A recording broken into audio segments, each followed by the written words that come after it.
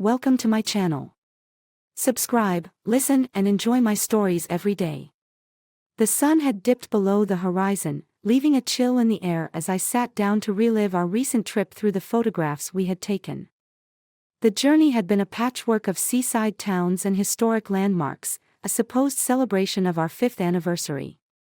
My wife, Marcella, had been particularly enthusiastic about the camera, insisting we document every moment. As I clicked through the digital album, the images flickered past: sunlit smiles, ancient stones, waves crashing against rugged cliffs. Marcella's laughter seemed to echo in the stillness of our living room, a stark contrast to the silence that had grown between us since our return. My heart stuttered when I came across a photo that didn't fit the timeline. It was Marcella, her silhouette framed against the twilight backdrop of a castle we had planned to visit but never did. Her face was turned away, lost in shadows, but the timestamp did not lie. It was taken at an hour when she had told me she was resting back at the hotel. Confusion twisted into a cold dread as I examined the details. She stood too close to someone just out of frame, a hand barely visible on her shoulder. I zoomed in. The hand was masculine, adorned with a distinctive silver band that was decidedly not mine. The next day, plagued by a gnawing suspicion, I drove to the beach near that castle. The image burned into my memory. The locals were few, the tourists scattered, but one face among them struck a chord. A man with a silver band on his finger, lounging by a cafe, his eyes scanning the crowd. I approached him under the guise of asking for directions. As we talked, I steered the conversation toward the tourists and the places they frequented. His ease faltered when I mentioned the castle, and a flicker of recognition crossed his features when he glanced at my phone screen, still displaying the photo of Marcella. "You have a good eye for photography," he said, a cautious note in his voice. "It's not just the photography," I replied, my voice steady despite the turmoil inside. "It's about capturing the truth, sometimes the one we least expect." He excused himself abruptly, but not before I saw the guilt etch deeper into his face. I left the beach with a clenched jaw and a heart heavy with betrayal. That evening, as Marcella hummed in the kitchen, I confronted her with the photo. Her face went pale, her excuses crumbling faster than her composure. The truth spilled out in a torrent of tears and pleas for forgiveness. She had met him on a whim, an innocent conversation on the beach that spiraled into a clandestine rendezvous at the castle. But the damage was irreparable, the trust shattered by a single frame of truth. My mind raced with plans of retribution, of how I would dismantle the life we had built together with the same carelessness she had shown our vows. As I lay in bed that night, the image of the castle haunted me, not just as a place of historic ruins, but as the ruin of my own history, my own love story, now just another relic of the past. I hadn't seen her since the divorce papers were signed, the house sold, the memories dispersed like the pieces of a life we could no longer claim as ours. The brisk morning air bites at my skin as I make my way downtown, my thoughts a chaotic mess, fueled by the remnants of yesterday's revelations. The city around me bustles with the oblivious energy of daily life, people weaving through the streets, untouched by the storm brewing within me. I stop outside a quaint little cafe, one Marcella and I frequented during our happier days. The irony isn't lost on me as I push open the door, the familiar jingle mingling with the scent of roasted coffee beans, a bitter reminder of a sweetness now lost. Inside, I spot Marcella's best friend, Lisa, seated in the corner booth. Her eyes meet mine, clouded with a mix of sympathy and unease. She knows why I'm here. The news of our split traveled fast among our circle, and I had hinted at needing her insights. "Ethan," Lisa starts as I slide into the booth across from her, her voice low. "I heard about everything. I'm so sorry." I nod, keeping my expression neutral. "Lisa, I need to know, did you know about her affair?" She hesitates, her fingers twisting a napkin. "I didn't want to believe it," she confesses, avoiding my gaze. "She mentioned meeting someone, but she said it was nothing serious. I thought it was just a crush, it would pass. A crush that led to secret meetings in ancient castles, I think bitterly. How did she meet him? I press, needing to piece together the map of her deception. They met at a beach party, Lisa divulges, her voice a whisper. It started off innocently enough. Drinks, laughter, but then, her voice trails off, laden with regret. Then they started seeing each other secretly, I finish for her, the pieces of the puzzle snapping together with a painful clarity. Yes, Lisa whispers, tears brimming in her eyes. She was confused, Ethan. Lost. She didn't mean to hurt you. Anger simmers within me, but I push it down. It's information I need, not sympathy. Did anyone else know? Just me, she admits. I wanted to tell you, but you chose not to, I cut in, the sting of betrayal widening to include not just my wife but my friends. Lisa nods, remorse written all over her face. I thought she would end it. That it was just a fling. I stand abruptly, my chair scraping against the tiled floor. Thanks for your honesty, Lisa. At least now I know where I stand. As I leave the cafe, the morning no longer seems as cold. My mind burns with a newfound resolve. If Marcella and her secrets have tainted our shared spaces, then I'll reclaim them. I'll start with the beach where they met, the place where my marriage began to crumble. The beach is deserted when I arrive, the sea a tumultuous mirror of my emotions. I walk along the shore, each step imprinting the sand with my resolve. Here, I'll start my own story, one where I am not the deceived but the architect of my own retribution.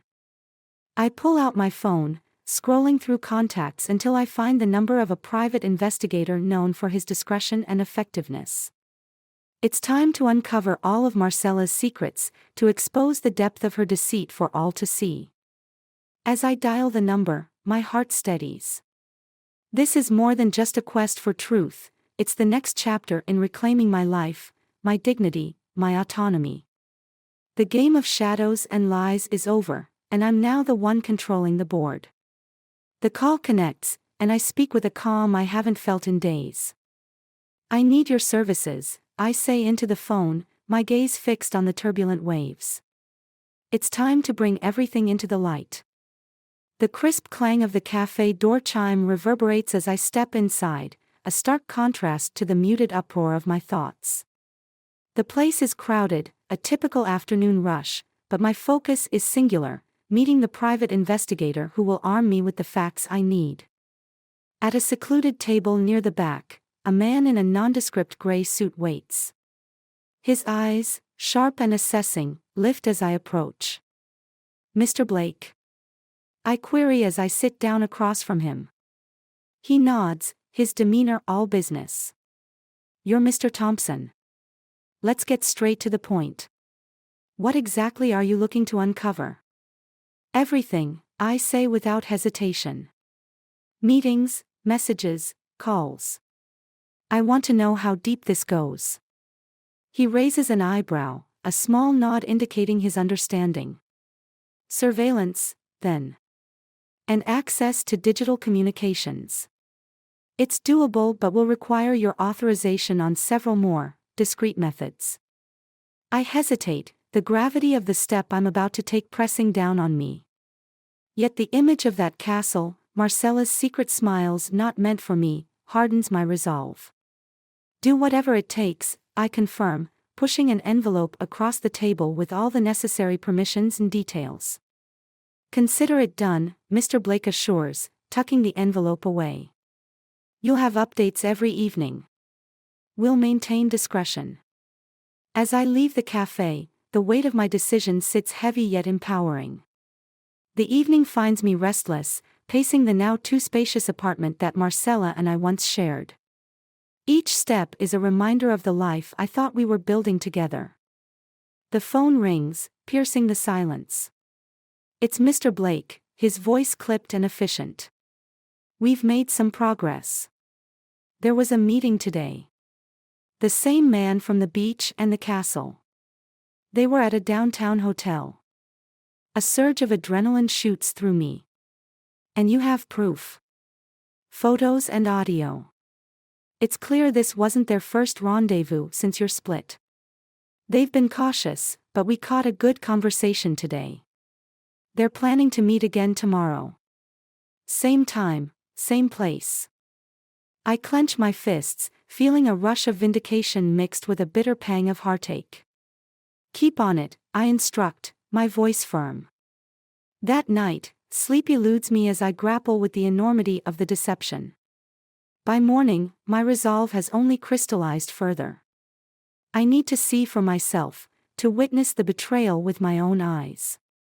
I find myself outside the hotel the next afternoon, the bustle of the city a mere backdrop to the drama unfolding within. I watch from across the street as Marcella arrives, unaware of my presence. Minutes tick by until he shows up, the man who stole her from me. My hands tighten into fists as they disappear inside, together. I know Mr. Blake's team is documenting everything, but the need for personal closure drives me forward. I cross the street, my heart pounding in my ears, and slip into the hotel. Inside, I follow discreetly, guided by prior information from Mr. Blake. The elevator dings softly as I ascend to their floor, every floor indicator a tick towards the confrontation. I step out, and down the hall, I hear laughter, her laughter. The sound fuels a mix of rage and sorrow. I move closer, and through a slightly ajar door, I see them. Marcella, vibrant and laughing in a way she hadn't with me in months, and him, enamored and oblivious to the storm about to break. I push the door open, stepping into the room. Their expressions shift from joy to shock in an instant. Having fun? I ask, my voice cold and steady. Marcella stammers, rising to her feet, her face a mask of panic and guilt. Ethan. There's nothing you can say, I cut her off, my gaze shifting to him. And you, I trusted you. He stands, defensive, trying to find the words. But there's nothing he can say that would mend what's been broken. I turn on my heel and leave them to their sordid little world, the evidence in my possession enough to finalize my plans. As I exit the hotel, the cool air hits me, and a sense of liberation begins to seep through the cracks of my shattered heart. This isn't the end of my story, but the beginning of a new chapter, one where I reclaim my life and my worth. The morning air is crisp as I stand outside the law office, the final meeting set to begin.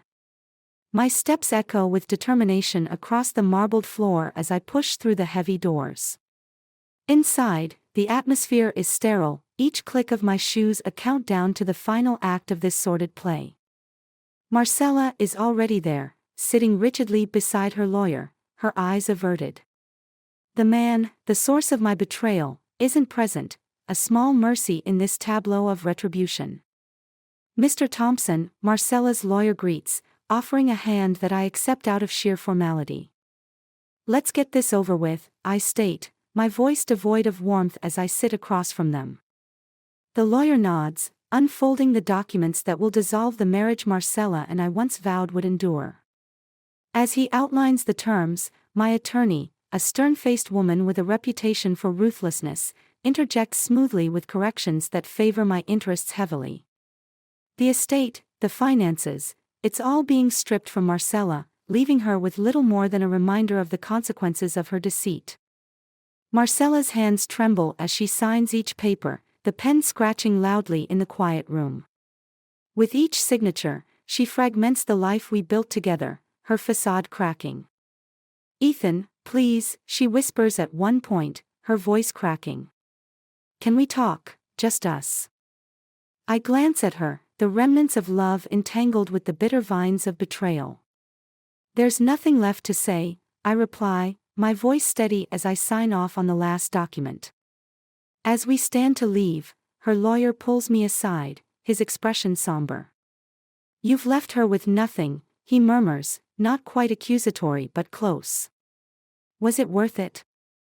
Every penny, I say, my gaze steely. And every second. Outside, the sun is too bright, too harsh against the somber mood. I walk away from the law office, from Marcella, from a life tainted by untruths. But the story doesn't end here, not when there's one more act to play out. I drive to a small, private airfield where a helicopter awaits. The pilot, briefed on the plan, gives a nod as I approach. "Ready to fly, Mr. Thompson?" "Let's do it," I confirm, climbing aboard. The chopper lifts off, the city sprawling beneath us, shrinking with each moment. We head toward the coast, where Marcella and her lover had their secret rendezvous. Below, a large banner flutters in the breeze next to the beach, a banner bearing a photo of Marcella and him, captured from their hotel meeting, with words that reveal their betrayal for all to see. As we circle, I snap pictures of the banner, the beach, the few people starting to gather and point. This spectacle, this public shaming is the culmination of my revenge, exposing her infidelity not just to our circle but to anyone who glances their way. I direct the pilot to hover a moment longer, my heart a twisted knot of satisfaction and sorrow. Then, with a final look, I turn away. "Head back," I instruct, the cityscape in front greeting me like the opening of a new chapter. Marcella's life, intertwined with mine by love and now severed by betrayal, would recover perhaps, but never with me in it. As for me, the path forward is solitary, but it is one of clarity and freedom from deceit. The helicopter lands back at the airfield, and I step out, the chill of the altitude still clinging to me. The echoes of what I've done resonate with a stark finality. I've avenged the betrayal, but at what cost? The answer lays buried beneath the rubble of a once happy marriage, and as I drive away, the rearview mirror reflects nothing but the open road ahead.